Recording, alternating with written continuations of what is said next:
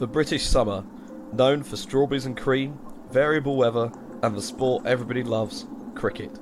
For centuries in England, cricket has been considered a part of the heritage, known for bringing together young and old of all levels of ability and cultural backgrounds to play together in what is truly the gentleman's game. However, the glorious game has lately been overshadowed by journalists uncovering the popularised acceptance of behaviours within the sport that elsewhere in society are no longer tolerated. Recent uncoverings from Yorkshire County Cricket Club, thanks to the bravery of Azim Rafiq, have led to the reputation and integrity of the sport being questioned at all levels of the game.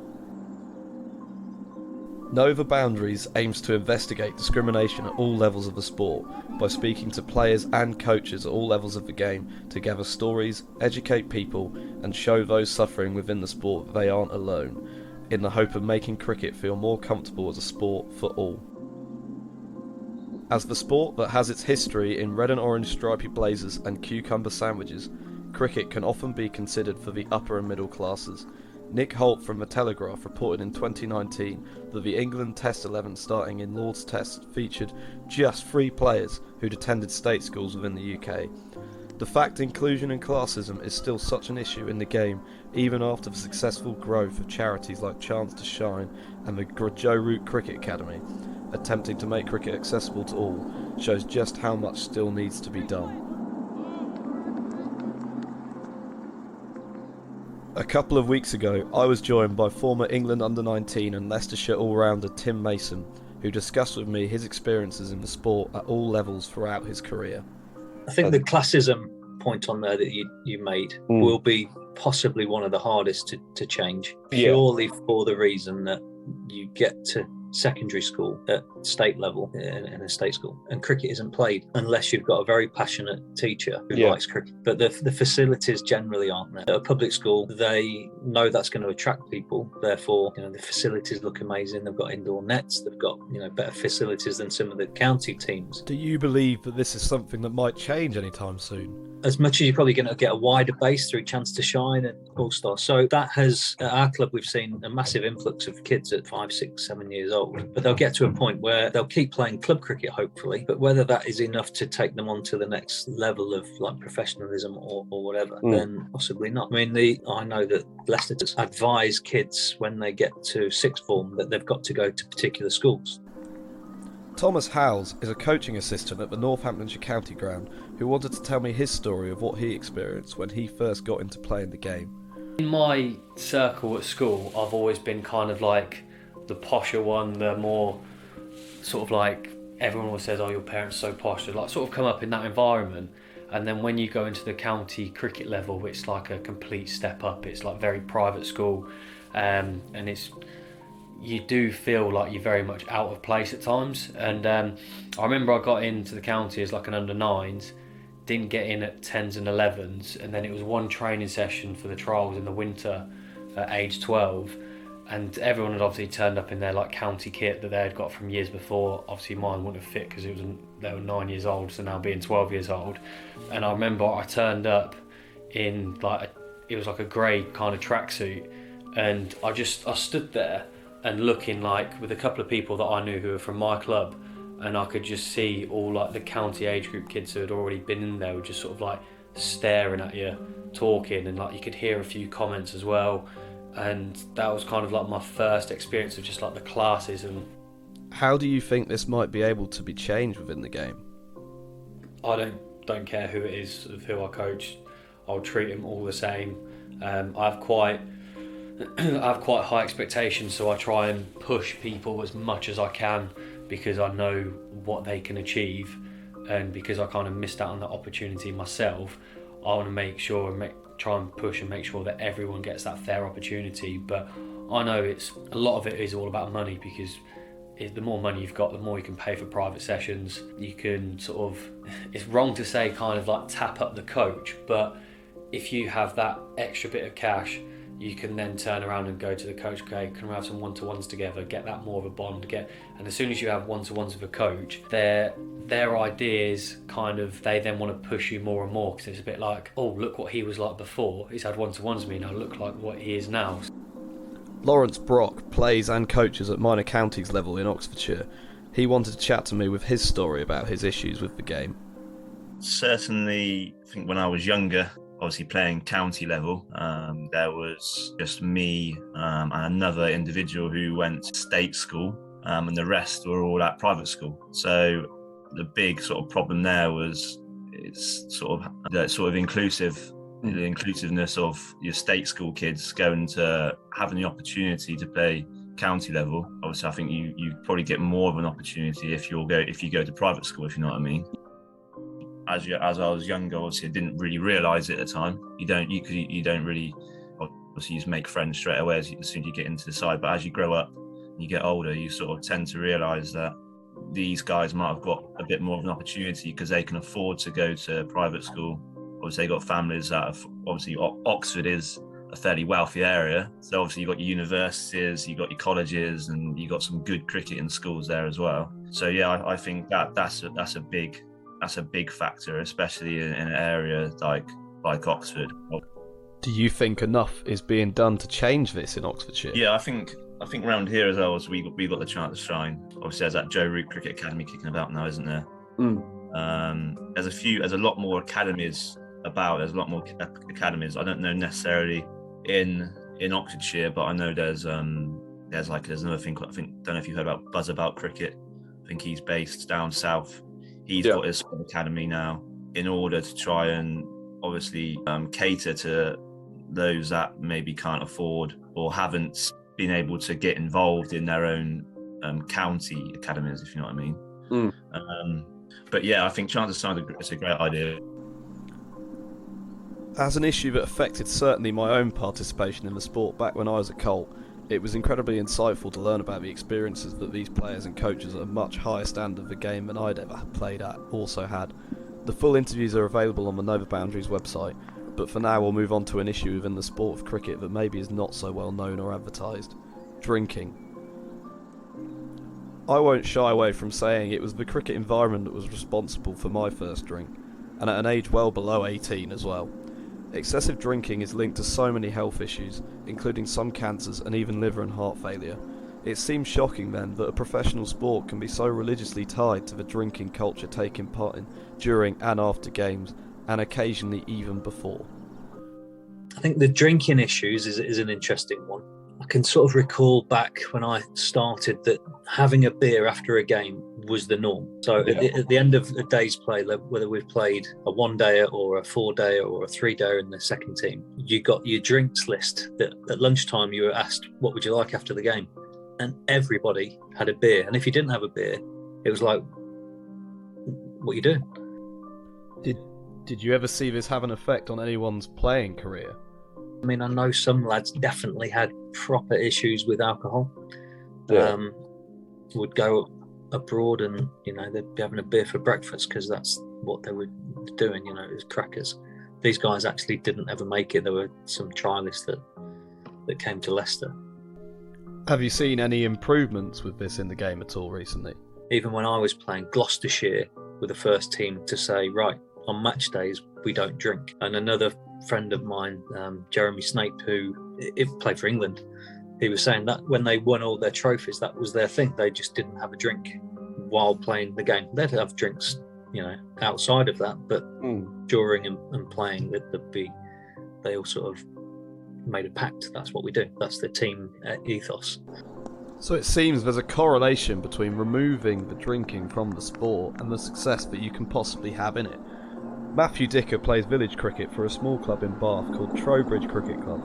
He wanted to talk to me about issues he's witnessed and faced regarding drinking culture at the sport at its grassroots level. Of course, I've been at the club since I was maybe 6 or 7 years old, and I always remember seeing senior players having, quite a few pints after the games, just to be social. And this stayed true throughout my years as a teenager, throughout the next few years at the club. When I started to turn 15 or 16, playing for the adult teams, on a Saturday they'd always get me, get me a pint or get me some alcohol from one of the jugs after the game, say it was well deserved, etc. I was even served at the bar at the cricket club from where I was just 16 years old. So it's always been like a very prevalent culture throughout my time as a cricketer. Have you seen this affect the performance at all of anyone who's playing around you? I wouldn't say it affected the cricket itself. However, there are always people who turn up to the game hungover from going out the night before, drinking. And I know that the large drinking culture has led to some issues with other substances around cricket clubs local to me. So abuse of alcohol and further substances. Have you witnessed any changes in these behaviours recently at all? Personally, for me, I've seen no efforts at all to address these issues, and I don't really see drinking culture slowing down anytime soon within cricket. In the past, I've arguably been guilty of trying to get others to drink.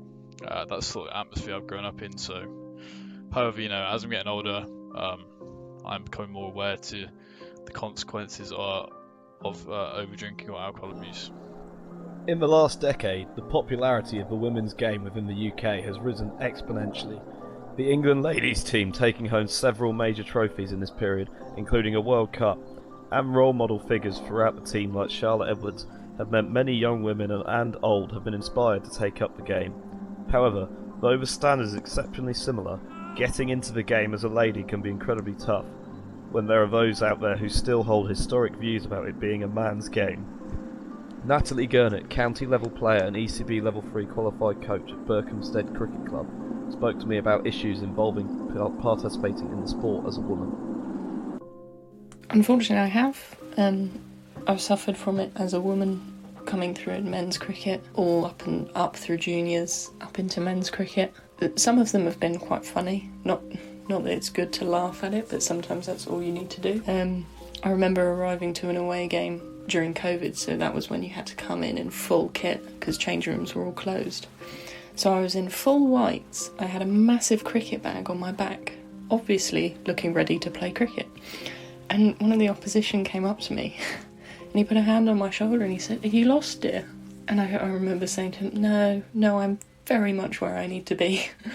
And he would just look so confused that his away team had brought a woman as a part of the 11.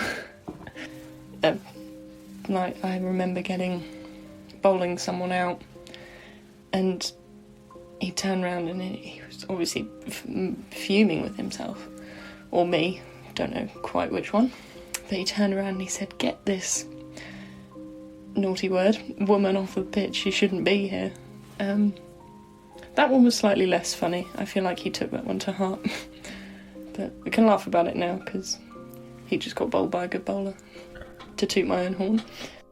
I guess it's nice that you're able to laugh about it, but have things improved at all for you since these events?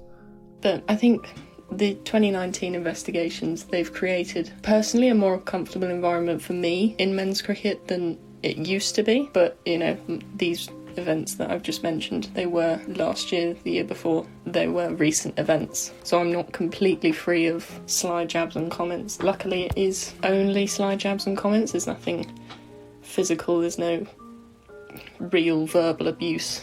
So from a professional point of view, higher up in the major counties and international setup, I think the role models are getting there. Joe Root standing up for LGBTQ plus community against a comment from one of the West Indies bowlers. That is something that was shed light on, and it was really good to see. But I think hierarchical change needs to be made for those really deep-rooted issues in certain counties such as Yorkshire, and they have started to do that. So hopefully come the end of this year or the start of this season we see some more change. Natalie felt it important after the interview to discuss Rob Key's new position as Director of Cricket with England men's team, and his eagerness to bring back certain players into the fold that have previously been removed for allegations against them. One of these is Joe Clark, the Nottinghamshire wicket-keeper batsman who was deeply involved in the case around Alex Hepburn, who is now serving a prison sentence for cases of rape, sexual assault and misogynistic behaviour, of which Joe was witness to all. In the Final Word Cricket podcast on May the 12th, 2022, Jeff Lemon discussed the potential implications of this forgiveness. It matters what you do. And we've talked about this in terms of racism in the past, and I'm sure we've borrowed this formulation from somewhere, I'm not sure where, but you and I kind of came to this point of saying, well, racism is not an idea, it's an action. It lives in action. It lives in the things you do and say. You can be as racist as you want inside your head, but if you never do anything racist or say anything racist, you're not adding to the racism in the world. If you're somebody who doesn't necessarily 100% believe in the good things that you're doing, but you're doing them and you're saying them, you're still having a much more positive effect than somebody who has all the right thoughts and ideas but does nothing and says nothing about them. And that's why I particularly reacted to that sort of line that George wrote about how maybe in private, Joe Clark is now a much better, improved person. I was like, I don't know what he's like in private.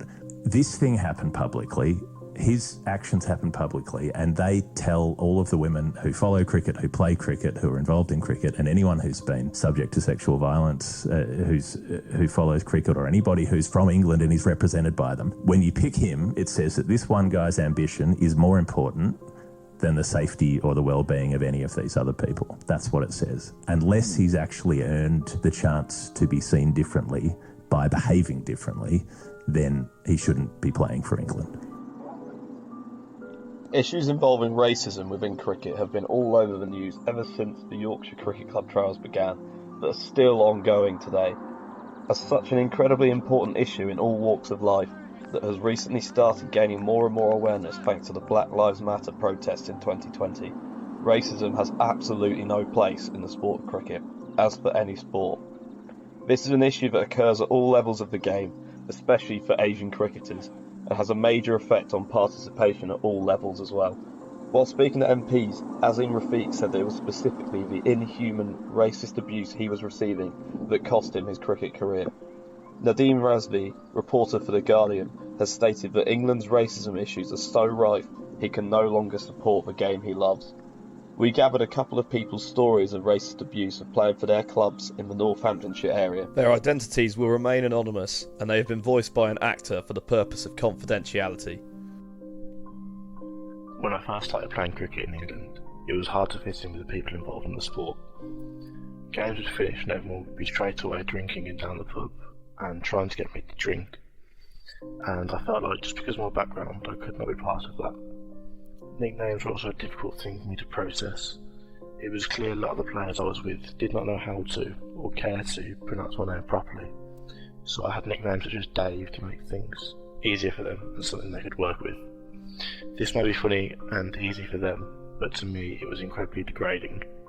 And these behaviours meant that I was hesitant to take part in the sport I love while being in the country.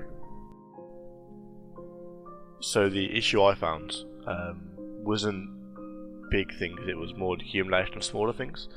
So being mixed race, it was like a lot of cliques and groups within the team, and it was like I was too brown for one or too white for the other, and it would be just like I said, the small things. So it would be small names like brown boy, white boy, whatever on the pitch, and then outside the pitch it would be like not being as involved with things or being excluded from events and social, like if they go for a drink after the game and stuff like that. So it was more the general atmosphere. As people responsible for being role models and bringing young people into the game, I had to know what Tim and Thomas think. Behaviours have definitely changed, and not just in sport, in pretty much everything. People are miles more educated about racism and what is acceptable and what isn't. What used to be called banter is clearly not banter anymore. And I think there's definitely a shift. I would think when I was playing in the sort of 90s and early 2000s, our jokes that would be considered humorous and fun wouldn't be deemed that now. But that's not just in sport, I think that's in everything. Oh yeah, 100%. But then it also comes down to parents and what happens at home. Like, a child isn't born a racist, it's what they're brought up with, it's how their surroundings and their environment basically develop them. So it then becomes on, it might not even just be that they need to bring in programs for the children, it's that they have the parents included in these programs. So if you're starting at under 12s to all the way up into the academy and you're putting these programs on, I think it'd be more beneficial if you turn around and say, all right, the kid's got to be there and your parents or your legal guardians have to be there as well. The fact these issues exist throughout all levels of the game is absolutely heartbreaking, but increased awareness is the way forward in order to solving these problems and hopefully restoring integrity to our wonderful sport. If anyone requires any help regarding issues raised in this piece, please do not be afraid to contact Know the Boundaries for our website. I've been Chris Straw for Know the Boundaries. Thank you.